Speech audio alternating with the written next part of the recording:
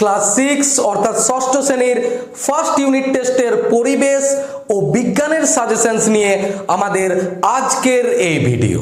সম্ভবত প্রত্যেকটা স্কুলেই মার্চের শেষ সপ্তাহ অথবা এপ্রিলের প্রথম সপ্তাহ থেকেই শুরু হয়ে যাবে ফার্স্ট সামেটিভের এক্সামগুলো। তাই এই ফার্স্ট সামেটিভের এক্সামে ভালো রেজাল্ট করার জন্য আমি তোমাদের জন্য নিয়ে এসেছি পরিবেশ ও বিজ্ঞানের এক্সক্লুসিভ সাজেশনস ভিডিও।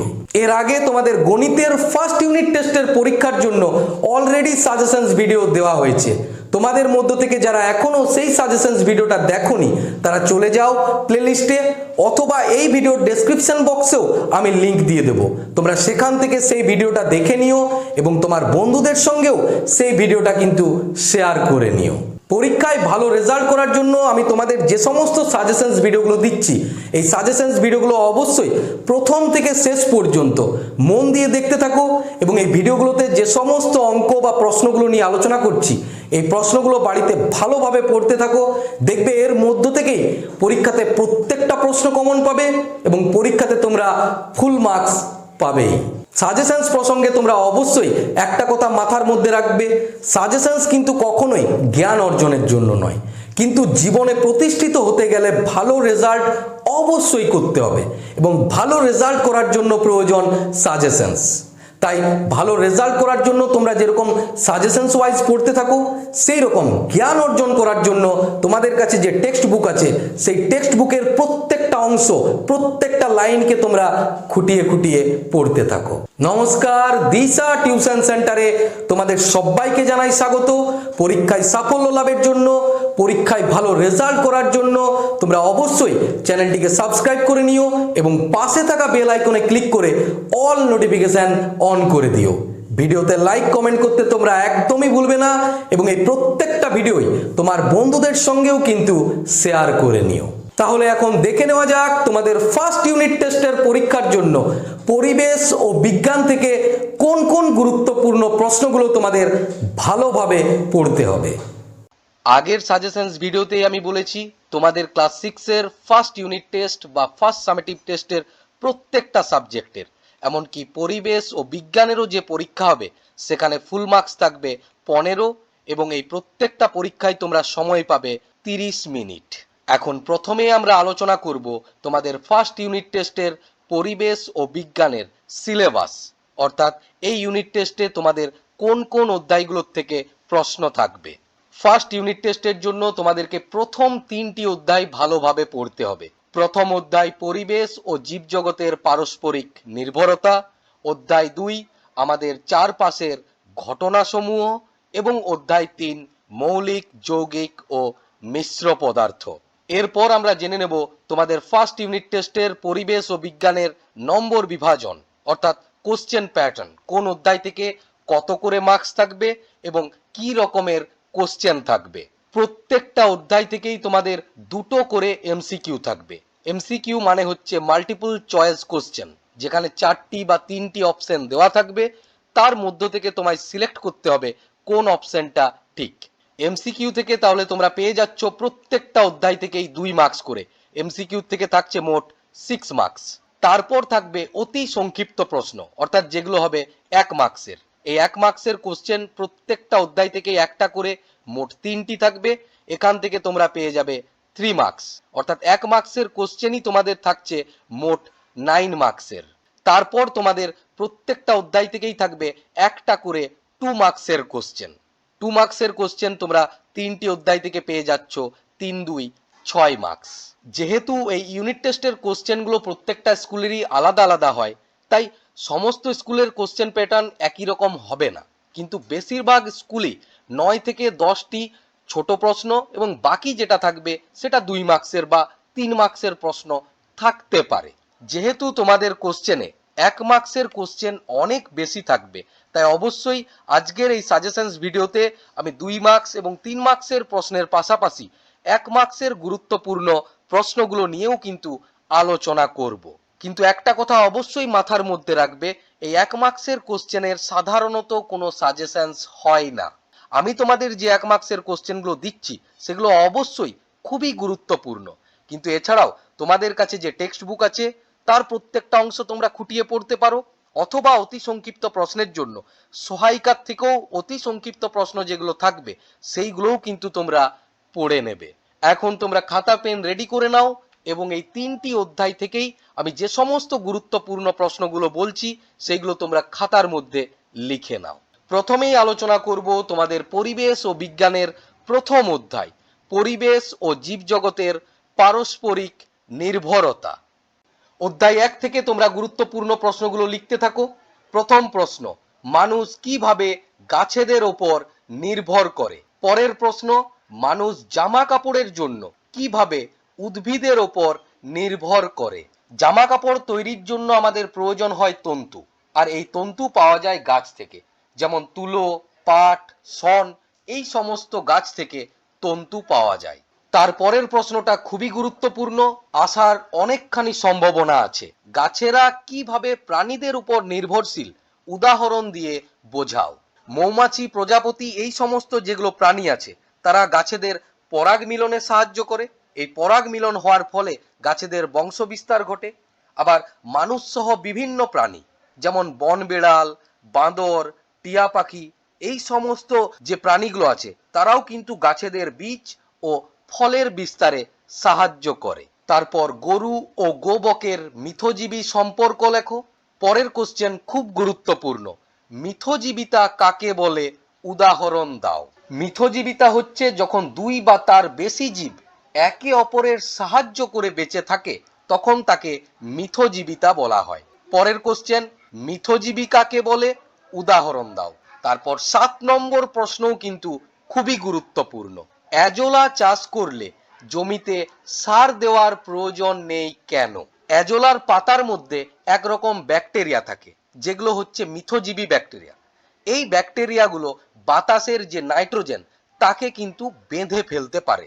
তারপর যখন এই এজোলা পচে যায় তখন মাটির সঙ্গে মিশে গেলেই মাটিতে নাইট্রোজেনের পরিমাণ বেড়ে যায়, তাই মাটিতে আলাদা করে আর সার দেওয়ার প্রয়োজন পড়ে না। তারপর ইস্ট কিভাবে পাউরুটি তৈরিতে সাহায্য করে? পাউরুটির গায়ে অসংখ্য ফুটো থাকে কেন? পরের কোশ্চেন, ভিটামিন এ ও ভিটামিন ডি এর উৎস ও কাজ লেখো। এটাও কিন্তু খুবই গুরুত্বপূর্ণ।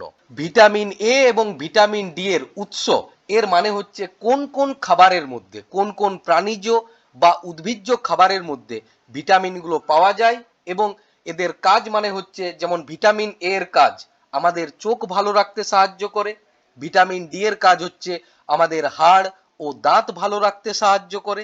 অধ্যায় 1 থেকে 2 মার্কস এবং 3 মার্কসের জন্য এই 10টি প্রশ্ন ভালোভাবে পড়ে নিলেই চলবে, কিন্তু বিভিন্ন স্কুলের কোশ্চেন আলাদা আলাদা হয়, তাই কোন স্কুলের কোশ্চেন যদি একটু ঘুরিয়ে দেওয়া থাকে তার জন্য বলবো এখান থেকে এই দুটো প্রশ্ন একটু দেখে রাখবে। প্রথম প্রশ্নটা হচ্ছে সাগর কুসুম ও ক্লাউন মাছের মিথজীবী সম্পর্ক, এবং পরের প্রশ্নটা হচ্ছে পরাগ মিলন কাকে বলে।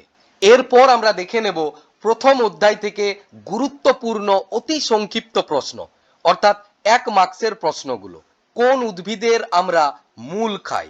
গাজর। সজিনার কোন অংশ আমরা খাই? সজিনার ফুল, ফল ও পাতা আমরা খাই। দুটি তন্তুজ উদ্ভিদের নাম লেখো, খুব গুরুত্বপূর্ণ। এর উত্তর হচ্ছে তুলো, পাট ও শন। গাছের কোটরে কোন কোন প্রাণী বাসা বাঁধে? কাঠ পালিশ করার জন্য কি প্রয়োজন হয়? এর উত্তর হচ্ছে রজন। এর সঙ্গে এটাও করে রাখবে এটি কোন উদ্ভিদের কোন অংশ থেকে পাই। এটা আমরা পাইন বা শাল গাছ থেকে পাই, এবং পাইন বা শাল গাছের কাণ্ডের ত্বকের নিচের অংশ থেকে পাই। তারপর বই বাঁধাই করতে কি লাগে? পরের কোশ্চেন খুব গুরুত্বপূর্ণ, হানি ডিউ কি? জাব পোকারা গাছের শর্করা সমৃদ্ধ রস শোষণ করে শর্করা সমৃদ্ধ যে বর্জ্য পদার্থ ত্যাগ করে তাকেই হানি ডিউ বলা হয়। এই হানি ডিউ হচ্ছে পিঁপড়েদের খুবই উপাদেয় খাবার। ম্যালেরিয়ার ওষুধের নাম কি? এটি কোন উদ্ভিদের কোন অংশ থেকে আমরা পাই? ম্যালেরিয়ার ওষুধের নাম হচ্ছে কুইনাইন, এটা সিঙ্কোনা গাছের ছাল থেকে পাই। গাছ খাবার তৈরির সময় বাতাসের কোন গ্যাস শোষণ করে? পরাগ মিলনে সাহায্যকারী দুটি পতঙ্গের নাম লেখো। এজোলা বাতাসের কোন গ্যাসকে বেঁধে ফেলতে পারে? পিঁপড়ের মিথজীবী জীবটির নাম কি? এর উত্তর হচ্ছে জাব পোকা। গরুর মিথজীবী জীবটির নাম কি? তারপর সন্ন্যাসী কাকড়ার মিথজীবী জীবটির নাম কি। পরের কোশ্চেন আসার খুবই সম্ভাবনা আছে, যক্ষার জীবাণু মানুষের শরীরে কোথায় বাসা বাঁধে। মানুষের শরীরের ফুসফুস বা অস্থিতে বাসা বাঁধে। আমাশয়ের জীবাণু মানুষের শরীরে কোথায় বাসা বাঁধে। পরের কোশ্চেনটাও খুব গুরুত্বপূর্ণ, স্বর্ণলতা কি। স্বর্ণলতা হচ্ছে একটা পরজীবী লতা জাতীয় উদ্ভিদ, যা কুল গাছ বা অন্য গাছের ওপরে দেখা যায়। যেহেতু এই লতার রং সোনালী হলদে রঙের হয়, তাই একে স্বর্ণলতা বলা হয়। তারপর পরজীবী প্রাণী ও উদ্ভিদের উদাহরণ, এগুলো বেশ কিছুগুলো কিন্তু করে রাখবে। অনেক সময় অপশনের মধ্যেও দেওয়া থাকে যে এগুলির মধ্যে কোনটি পরজীবী প্রাণী বা কোনটি পরজীবী উদ্ভিদ। হাঙ্গর ও কড মাছের যকৃতের তেলে কোন ভিটামিন পাওয়া যায়। হাঙ্গর এবং কড মাছের যকৃতের তেলে ভিটামিন এ ও ডি পাওয়া যায়। পরের কোশ্চেন খুবই গুরুত্বপূর্ণ, উল পাওয়া যায় কোন কোন প্রাণীর থেকে। ভেড়া, ছাগল এবং খরগোশের থেকে। এটা কিন্তু এমসিকিউর আকারেও থাকতে পারে। দুধ থেকে দই তৈরিতে কোন জীবাণু সাহায্য করে। এবং অধ্যায় 1 থেকে শেষ গুরুত্বপূর্ণ প্রশ্নটা হচ্ছে স্ট্রেপ্টোমাইসিস কি, এর থেকে কি কি ওষুধ পাওয়া যায়। আশা করি প্রথম অধ্যায় থেকে এই 22টি অতি সংক্ষিপ্ত প্রশ্ন পড়ে রাখলেই হয়ে যাবে। তোমরা অবশ্যই এর থেকে কমন পাবেই, কিন্তু তবুও আমি আবার বলবো, যেহেতু বিভিন্ন স্কুলের কোশ্চেন আলাদা আলাদা হয়, তাই অবশ্যই তোমরা একবার তোমাদের টেক্সট বুকটিও কিন্তু ভালোভাবে রিডিং পড়ে নেবে। এরপর আমরা আলোচনা করব পরবর্তী অধ্যায়, অর্থাৎ অধ্যায় 2, আমাদের চারপাশের ঘটনা সমূহ। অধ্যায় 2 থেকে এই সমস্ত ঘটনাগুলোর উদাহরণগুলো কিন্তু পড়ে রাখবে। এগুলো এমসিকিউর আকারেও থাকতে পারে বা এরকম প্রশ্নের আকারেও থাকতে পারে। একমুখী ঘটনা, অপর্যাবৃত্ত ঘটনা, পর্যাবৃত্ত ঘটনা, একমুখী ভৌত পরিবর্তন, রাসায়নিক পরিবর্তন এবং দ্রুত ও মন্থর ঘটনা। এরপর এখান থেকে আমরা গুরুত্বপূর্ণ 2 এবং 3 মার্কসের কোশ্চেনগুলো দেখে নেব। প্রথম কোশ্চেন, পর্যাবৃত্ত ও অপর্যাবৃত্ত ঘটনা কাকে বলে। উভমুখী ঘটনা কাকে বলে। রাসায়নিক পরিবর্তন কাকে বলে। পরের কোশ্চেন খুবই গুরুত্বপূর্ণ, এই পার্থক্যটা আসার অনেকখানি কিন্তু সম্ভাবনা আছে। ভৌত পরিবর্তন ও রাসায়নিক পরিবর্তনের মধ্যে পার্থক্য লেখো। ভৌত পরিবর্তনে পদার্থের মূল গঠনের কোনো পরিবর্তন হয় না, এখানে বাহ্যিক পরিবর্তন ঘটে। রাসায়নিক পরিবর্তনে পদার্থের মূল গঠনের পরিবর্তন হয় এবং সেটি এক বা একাধিক নতুন ধর্মবিশিষ্ট পদার্থে পরিণত হয়। ভৌত পরিবর্তন হচ্ছে অস্থায়ী পরিবর্তন, অর্থাৎ আবার আগের অবস্থায় ফিরে আসতে পারে, কিন্তু রাসায়নিক পরিবর্তন হচ্ছে স্থায়ী পরিবর্তন। তারপর এটাও খুব গুরুত্বপূর্ণ, শীতকালে শিশির জমে কেন।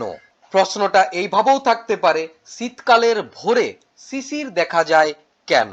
শীতকালে দিনের তুলনায় রাত্রিবেলায় বাতাস অনেক বেশি ঠান্ডা হয়ে যায়। এই অবস্থায় যে জলীয় বাষ্প থাকে সেটাও ঠান্ডা হয়ে যায়, ফলে জলীয় বাষ্প ঠান্ডা হওয়ার ফলে ঘনীভূত হয়ে আবার জলে পরিণত হয় এবং এই জলের ফোঁটাগুলো ঘাস, গাছের পাতা, টিনের চালের মধ্যে জমা হয়। জলের ফোঁটাগুলো ঘাসে, গাছের পাতায় জমা হওয়ার যে ঘটনা, এটাকেই বলা হয় শিশির। পরের গুরুত্বপূর্ণ কোশ্চেনটা হচ্ছে রেল লাইনে জোড়ের মুখে ফাঁক থাকে কেন। তারপর তরকারি ছোট ছোট টুকরো করে কাটা হয় কেন। প্রশ্নটা এইভাবেও বলা থাকতে পারে যে ফসলে কীটনাশক বা ছত্রাকনাশক ছড়িয়ে না দিয়ে স্প্রে করা হয় কেন। অধ্যায় 2 থেকে 2 মার্কসের এটাই শেষ প্রশ্ন, আচারে ভিনিগার মেশানো হয় কেন। এরপর আমরা আলোচনা করব অধ্যায় 2 থেকে গুরুত্বপূর্ণ অতি সংক্ষিপ্ত প্রশ্নগুলো। প্রথম প্রশ্ন খুবই গুরুত্বপূর্ণ, লোহায় মরচে পড়া কি ধরনের পরিবর্তন। এটা হচ্ছে রাসায়নিক পরিবর্তন। তারপর রাসায়নিক সার ও কীটনাশকের উদাহরণ, ইউরিয়া, পটাশ, অ্যামোনিয়াম সালফেট, এগুলো হচ্ছে রাসায়নিক সার এবং কীটনাশক হচ্ছে কার্বারিল, ম্যালাথিয়ন। কীটনাশকের নামটা কিন্তু অবশ্যই ভালোভাবে মনে রাখবে। তারপর স্বচ্ছ চুনজলকে ঘোলা করে কে, কার্বন ডাই অক্সাইড। সাপের খোলস ত্যাগ কি ধরনের ঘটনা, জোয়ার ভাটা কি ধরনের ঘটনা, জল কি কি মৌল দিয়ে তৈরি হয়। জল তৈরি হয় দুটো মৌল দিয়ে, হাইড্রোজেন এবং অক্সিজেন। জল জীবাণুমুক্ত করতে কি মেশানো হয়? এবং এই অধ্যায় থেকে শেষ গুরুত্বপূর্ণ প্রশ্নটা হচ্ছে রাসায়নিক পরিবর্তন ড্যাশ ঘটনা। রাসায়নিক পরিবর্তন হচ্ছে একমুখী ঘটনা। অধ্যায় 2 থেকে এই সমস্ত গুরুত্বপূর্ণ প্রশ্নগুলো তোমরা নিশ্চয়ই খাতার মধ্যে লিখে নিয়েছো। ভিডিওর থেকে খাতায় লেখার সময় অনেকেরই হয়তো অসুবিধে হতে পারে, তাই তোমরা মাঝে মাঝে ভিডিওটা পজ করে অ্যান্সারগুলো লিখে নেবে, তারপর আবার ভিডিওটাকে এগিয়ে নিয়ে যাবে। আমি অনেকগুলো প্রশ্নের অ্যান্সারগুলো আলোচনা করেছি, তোমরা চাইলে পাশে পাশে অ্যান্সারগুলো লিখে নিতে পারো। এরপর আমরা আলোচনা করব তোমাদের বিজ্ঞানের শেষ অধ্যায়, অর্থাৎ অধ্যায় 3, মৌলিক, যৌগিক ও মিশ্র পদার্থ। অধ্যায় 3 খুব গুরুত্বপূর্ণ একটা অধ্যায় এবং বিজ্ঞান বুঝতে গেলে এই অধ্যায়টা তোমাকে বুঝতেই হবে। যদি এই অধ্যায় তুমি বুঝতে না পারো তাহলে পরবর্তী ক্লাসগুলোতেও তোমার অসুবিধে হবে, কারণ এই অধ্যায়ের কনসেপ্ট ক্লাস 7 থেকে ক্লাস 10 পর্যন্ত প্রত্যেকটা ক্লাসেই কিন্তু প্রয়োজন হবেই। তাই সাজেশনসে আমি যে প্রশ্নগুলো দিচ্ছি পরীক্ষার জন্য সেগুলো অবশ্যই পড়ো। তাছাড়া পুরো অধ্যায়টাই ভালোভাবে বুঝে বুঝে পড়বে। এই অধ্যায়ের কোনো প্রশ্নের অ্যান্সার কিন্তু মুখস্থ করবে না, বুঝে বুঝে মাথার মধ্যে রাখবে। দেখবে তোমার কাছে বিজ্ঞান সহজ মনে হবে, বিজ্ঞান পড়তে তোমার ভালো লাগবে। এখন দেখে নেওয়া যাক পরীক্ষার জন্য গুরুত্বপূর্ণ 2 মার্কস এবং 3 মার্কসের প্রশ্নগুলো। প্রথম প্রশ্ন খুব গুরুত্বপূর্ণ, ধাতুর ধর্ম লেখো। তারপর পার্থক্য লেখো ধাতু ও অধাতু, ভৌত পরিবর্তন ও রাসায়নিক পরিবর্তনের পার্থক্য, অথবা ধাতু ও অধাতুর মধ্যে পার্থক্য। এই দুটো পার্থক্যের মধ্যে যে কোনো একটা পার্থক্য প্রত্যেকটা স্কুলের কোশ্চেনেই থাকবেই থাকবে। ধাতু স্বাভাবিক অবস্থায় হচ্ছে কঠিন, অধাতু স্বাভাবিক অবস্থায় হচ্ছে কঠিন বা গ্যাসীয়। ধাতু সাধারণত আলো ফেললে চকচক করে, অধাতুর ওপর আলো ফেললে চকচক করে না। ধাতু তাপ ও তড়িতের সুপরিবাহী, অর্থাৎ সহজেই তাপ এবং তড়িৎ পরিবহন করতে পারে। অধাতু তাপ ও তড়িতের কুপরিবাহী। এগুলোর কিন্তু কিছু ব্যতিক্রমও আছে, অর্থাৎ এমন কিছু অধাতু আছে যারা তাপ ও তড়িৎ পরিবহন করতে পারে, আবার এমন কিছু ধাতু আছে যে ধাতুটা তরল। তারপরের কোশ্চেন, মৌলিক ও যৌগিক পদার্থ কাকে বলে? তারপর খুবই গুরুত্বপূর্ণ, H2O সংকেত থেকে কি কি জানা যায়? H2O এই সংকেতটা দেখলে আমরা বুঝতে পারবো যেটা হচ্ছে জলের সংকেত। তারপর এই যে জল, এটা তৈরি হয়েছে দুটো মৌল দিয়ে, একটা হচ্ছে হাইড্রোজেন, অন্যটা হচ্ছে অক্সিজেন। এই H2O সংকেত থেকে আরো একটা গুরুত্বপূর্ণ ব্যাপার কিন্তু জানা যায়। এখানে H2 লেখা আছে, অর্থাৎ জল তৈরি করতে দুটি হাইড্রোজেনের পরমাণু প্রয়োজন এবং অক্সিজেনের পরমাণু একটা প্রয়োজন। পরের কোশ্চেন, হাইড্রোজেন ও অক্সিজেনের ধর্ম লেখো। তারপর ম্যাগনেসিয়াম ও বাতাসের অক্সিজেনের বিক্রিয়ায় কি উৎপন্ন হয়? ম্যাগনেসিয়াম ধাতুকে বায়ুতে অর্থাৎ বাতাসের অক্সিজেনের উপস্থিতিতে পোড়ানো হয়, তাহলে ম্যাগনেসিয়াম অক্সাইড নামক একটা সাদা গুঁড়ো তৈরি হবে। পরের কোশ্চেন, পরমাণু ও অণু কাকে বলে? তার মধ্যে পরমাণু কিন্তু খুবই গুরুত্বপূর্ণ। পরমাণু হচ্ছে মৌলিক পদার্থের ক্ষুদ্রতম কণা, যার মধ্যে মৌলটির সমস্ত ধর্ম বর্তমান এবং যেটি রাসায়নিক বিক্রিয়ায় অংশগ্রহণ করে। যোজ্যতা কাকে বলে? দুটি মৌলের পরস্পর যুক্ত হওয়ার যে ক্ষমতা তাকেই যোজ্যতা বলে। মৌলের পারমাণবিকতা কাকে বলে? তারপর খুবই গুরুত্বপূর্ণ প্রশ্ন, কেলাসন কাকে বলে? কোনো একটা দ্রবণ থেকে কঠিন পদার্থের কেলাস প্রস্তুত করার যে পদ্ধতি সেটাকেই বলা হয় কেলাসন। পরের কোশ্চেনটাও ভালোভাবে পড়ে রাখবে, জল ও বালির মিশ্রণ থেকে বালিকে কিভাবে পৃথক করবে? অধ্যায় 3 থেকে 2 মার্কস এবং 3 মার্কসের জন্য এই প্রশ্নগুলো দেখার পাশাপাশি তোমরা এই দুটো প্রশ্নও একটু চোখ বুলিয়ে রাখবে। নুন জল থেকে নুনকে কিভাবে পৃথক করবে এবং পরিস্রাবণ ও আস্রাবণ কাকে বলে? এরপর আমরা দেখে নেব এই অধ্যায়টির থেকে গুরুত্বপূর্ণ অতি সংক্ষিপ্ত প্রশ্নগুলো। তরল ধাতুর নাম লেখো। পারদ। তরল অধাতুর নাম লেখো। ব্রোমিন। একটি অধাতুর নাম লেখো যা তাপের সুপরিবাহী কিন্তু তড়িৎ পরিবহনে অক্ষম। খুবই গুরুত্বপূর্ণ এটা, তাপের সুপরিবাহী কিন্তু তড়িৎ পরিবহন করতে পারে না, এর উত্তর হচ্ছে হিরে। আর একটা অধাতুর নাম লেখো যা তড়িতের সুপরিবাহী, এর উত্তর হচ্ছে গ্রাফাইট। তারপর একটি অধাতুর নাম লেখো যা তাপের সুপরিবাহী, এটার উত্তর হিরেও হবে, গ্রাফাইটও হবে। কিন্তু আগের উত্তরটা মাথার মধ্যে রাখবে, শুধুমাত্র হিরে হবে। এখানে যদি তুমি গ্রাফাইট লিখে দাও তাহলে ভুল, কারণ গ্রাফাইট তাপ এবং তড়িৎ দুটোই পরিবহন করতে পারে। কিন্তু এখানে প্রশ্নে জানতে চেয়েছে তাপ পরিবহন করতে পারে কিন্তু তড়িৎ পরিবহন করতে পারে না। তারপর একটি অধাতুর নাম লেখো যা তাপ ও তড়িতের সুপরিবাহী, এর উত্তর হচ্ছে গ্রাফাইট।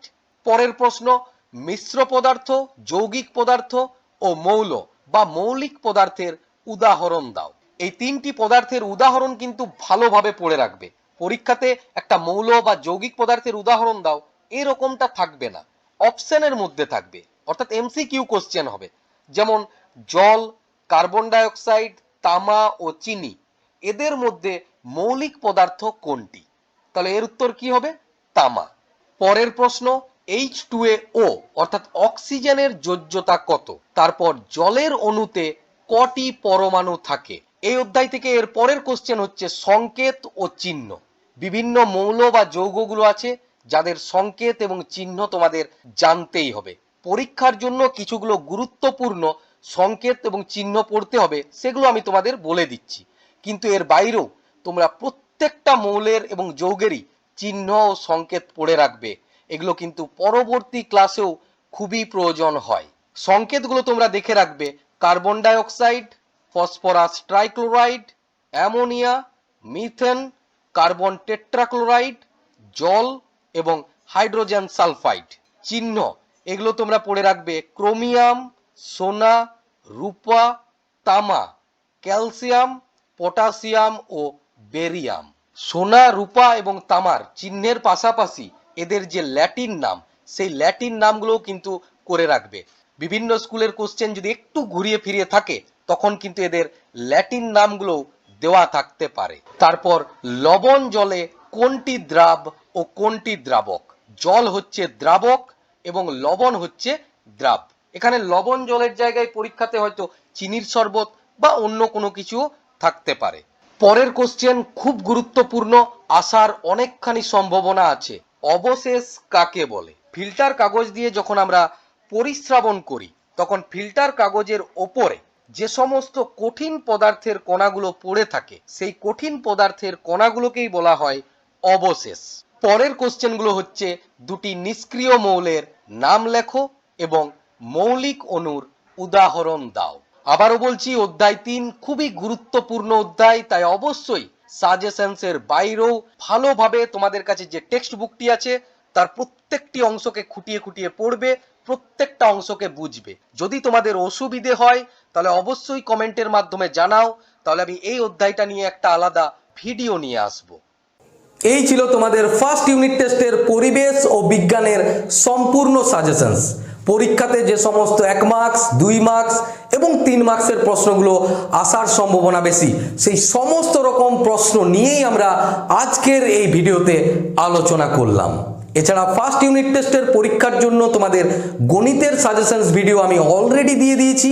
তোমাদের মধ্য থেকে যারা এখনো সেই সাজেশনস ভিডিওটা দেখোনি তারা চলে যাও প্লেলিস্টে, অথবা এই ভিডিওর ডেসক্রিপশন বক্সেও আমি লিংক দিয়ে দেবো, তোমরা চাইলে সেখান থেকেও দেখে নিতে পারো।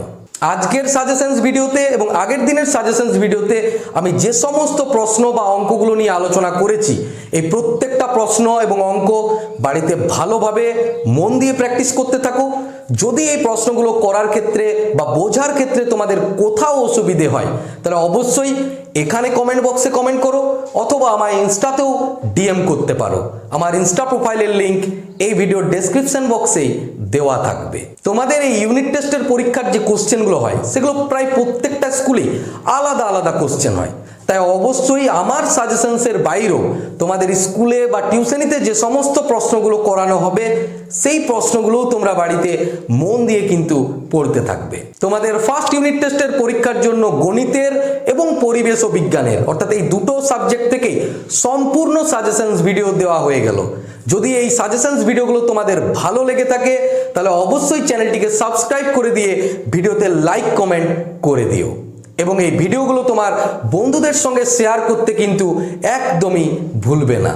আজ তাহলে এই পর্যন্তই। খুব তাড়াতাড়ি তোমাদের সঙ্গে দেখা হবে অন্য ভিডিওতে, যেখানে আমরা চেষ্টা করব কোশ্চেন ব্যাংক থেকে বিভিন্ন মডেল কোশ্চেনগুলো নিয়ে আলোচনা করার, যার ফলে ইউনিট টেস্ট সম্পর্কে তোমাদের একটা ধারণা তৈরি হবে। সবাই সুস্থ থেকো, ভালো থেকো এবং তোমাদের সবাইকে জানাই ফার্স্ট ইউনিট টেস্টের পরীক্ষার জন্য দিশা টিউশন সেন্টারের তরফ থেকে অল দ্য বেস্ট।